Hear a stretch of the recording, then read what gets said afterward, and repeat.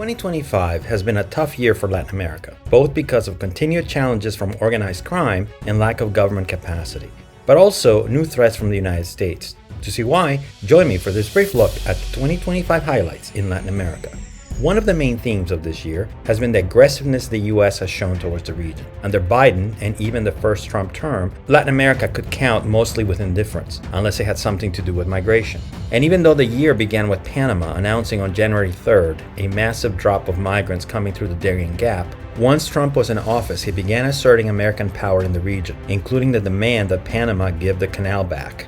The threat seemed serious enough that Panama made an official complaint to the UN on January 21st. Marco Rubio, the Secretary of State, was then dispatched to the country, his first foreign trip as secretary, a few weeks later, demanding that Panama reduce Chinese influence in the region, especially at the canal, which led to the nearly immediate withdrawal of the Belt and Road Initiative on February 6th. Then, on April 11th, the United States and Panama signed a deal to allow deployment of U.S. troops around and adjacent to the canal, a right that had been rescinded with the 1977 treaty that transferred the canal to the Panamanian authorities. This agreement was immediately challenged in Panamanian court, but no decision has been made yet. In the meantime, the U.S. was busy making agreements with other Central American countries to host migrants, including Guatemala on February 5th. But the most notorious was by far the one with El Salvador on February 3rd. Because as part of that deal, the Salvadoran government agreed to house deported migrants at CICOT, their maximum security prison, known for housing extremely dangerous gang members. Not surprisingly, those who were deported there suffered a number of human rights abuses, including torture. That included Venezuelan asylum seekers who had nothing to do with El Salvador. They would eventually be released on July 18th as part of a deal that also released American prisoners to the U.S. The Trump administration followed a pattern of trying to get Latin American countries to do its bidding, especially with the threat or enactment of tariffs, as it did with Colombia on January 26th, after Colombia's president Petro tweeted that migrants deported back to the country should be treated with dignity and respect. It then did the same with Mexico on February 1st, supposedly because of drug trafficking or illegal immigration.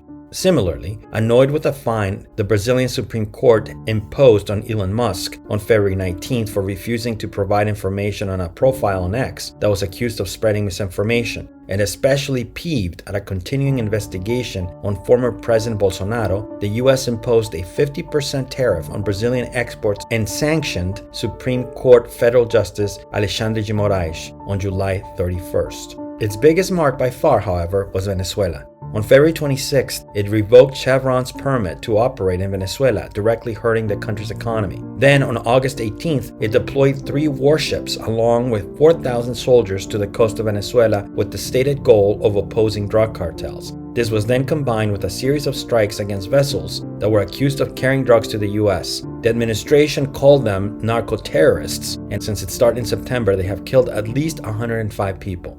Finally, on December 10th, the United States Coast Guard boarded and seized a Venezuelan oil tanker off the Venezuelan coast, which then expanded on December 16th to a complete blockade. It is unclear whether this is a prelude to invasion or an attempt to get Maduro to resign without actual use of troops. The only country in Latin America that has received any favorable treatment from the new American administration has been Argentina. The U.S. announced a financial swap line on September 24th and then had the U.S. Treasury Department directly intervene to prop up the Argentine peso on October 10th.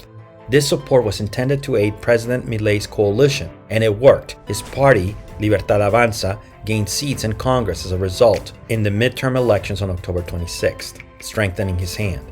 The other theme for 2025 in the region was how many Latin American countries moved legally against current and former presidents. Experts' opinions are divided on whether this is good because it holds the highest office accountable, or bad because it is actually a sign that justice has become politicized and those in power will always pursue their ideological opponents.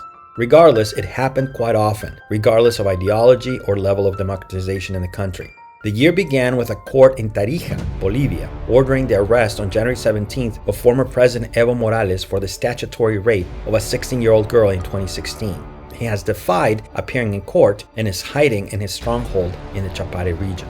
2 months later, on March 26th, the Brazilian Supreme Federal Court ordered former President Jair Bolsonaro and 7 of his associates to stand trial over a 2022 coup plot He would then be convicted on September 11th and sentenced to 27 years in prison. Bolsonaro was placed on house arrest while he exhausted his appeals, but on November 22nd, after tampering with this ankle monitor, he was deemed a flight risk, rearrested, and sent to prison.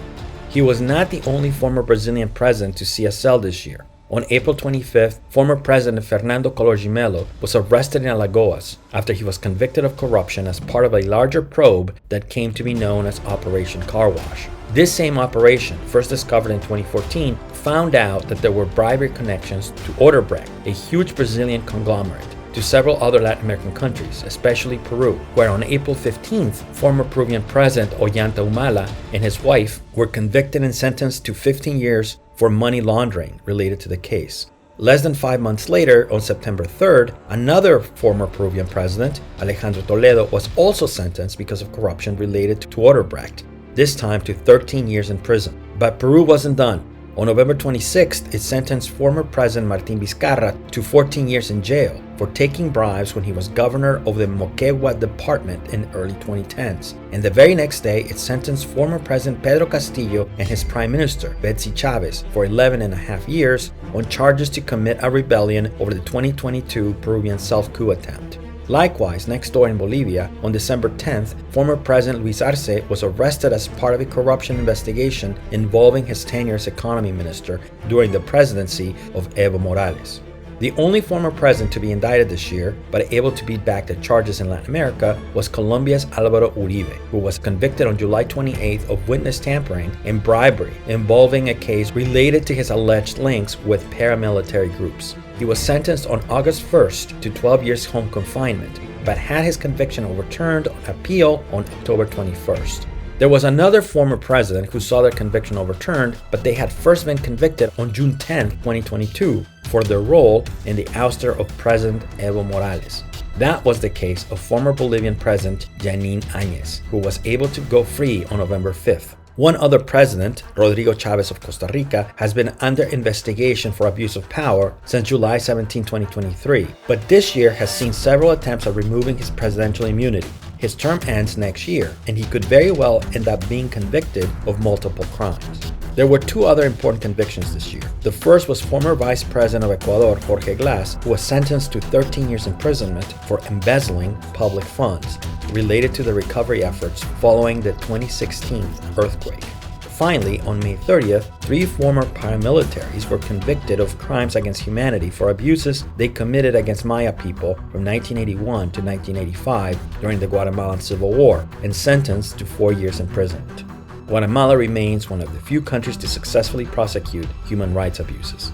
There were far fewer elections in the region this year, but nonetheless there were some important ones. On April 13th, President Daniel Noboa was re-elected in Ecuador, a country suffering from serious problems with organized crime. In an attempt to gain new power to deal with criminals, Noboa proposed a referendum that would have started a process for the writing of a new constitution, but on November 16th, this was massively rejected by the voters. Likewise, on October 19th, Bolivia elected Rodrigo Paz Pereira, the first time in 20 years that a non-MAS politician was chosen by the electorate. MAS itself, a left-wing party, meanwhile, was absolutely wrecked, losing 73 seats in the Chamber of Deputies and 21 Senate seats, marking a clear turning point. Chile also turned right when on December 14th, it elected José Antonio Cast, a man best known for his conservative views and praise for Chilean dictator Augusto Pinochet. Meanwhile, on June 1st, Mexico had its first judicial elections, one of the few to exist in the world, where the entire judiciary was elected. Voters chose Hugo Aguila Ortiz, a Mixtec from Oaxaca, as the president of the Supreme Court. They were a success according to the ruling party, Morena, but the elections barely hit 13% turnout. Meanwhile, trends from previous years continued in 2025. On January 17th in Catatumbo, Colombia, there was a major escalation between FARC dissidents and the ELN, two guerrilla groups fighting for the strategic corridor drug production and trafficking in northeastern Colombia. This resulted in 50,000 people being displaced, an all-too-common event in the country for decades now.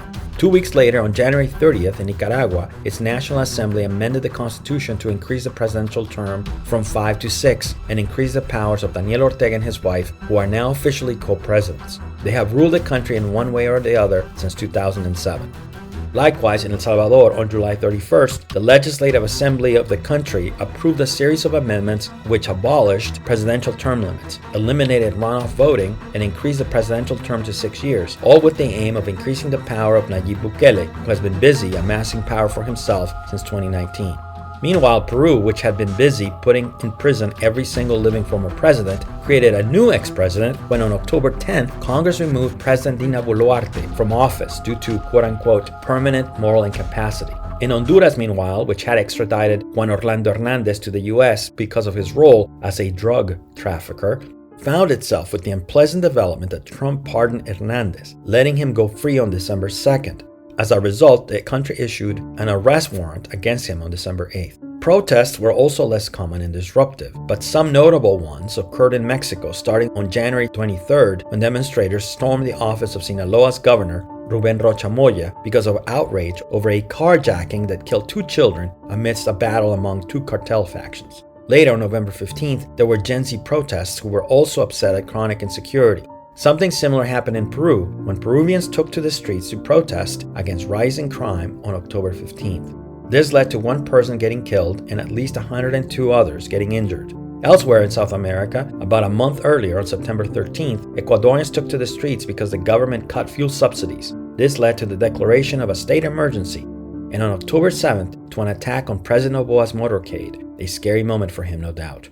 Organized crime and the response from governments had a lot of headlines this year, but probably the 2 most important were the discovery on March 5th of a ranch in Teochitlan, Jalisco, which served as a horrific makeshift training camp for people that were forced to work for one of the Mexican drug cartels. This was evident from the crematoriums, 200 pairs of shoes, and other personal items that were discovered there.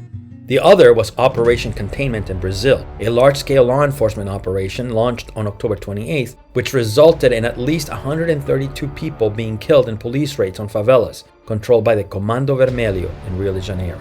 Sadly, organized crime was also connected to a number of political assassinations this year, most notably the killing on May 20th of the personal secretary of Mexico City Mayor Clara Brugada as she drove to work, and on November 1st, the mayor of Uruapan, Carlos Manso, who was gunned down while he was at a celebration during the Day of the Dead. Not everything was so intense or depressing. On March 2nd, I'm Still Here became the first Brazilian-made movie ever to win an Academy Award. Nearly a month later, on May 8th, the Bishop of Chiclayo and Peruvian citizen that had just happened to be born in Chicago, Robert Prevost, became Pope Leo XIV, prompting tons of memes about potatoes and popes in Peru, which makes sense if you know that they are both called papas in Spanish. On July 3rd, archaeologists announced the discovery of a 3,500-year-old Caral-era city named Peñico in Barranca province in Peru. And finally, there were 2 very different prizes for 2 very different women who nonetheless made the region proud. The first was Marina Corina Machado, who won the Nobel Peace Prize on October 10th for her, quote, tireless work promoting democratic rights for the people of Venezuela and for her struggle to achieve a just and peaceful transition from dictatorship to democracy, unquote.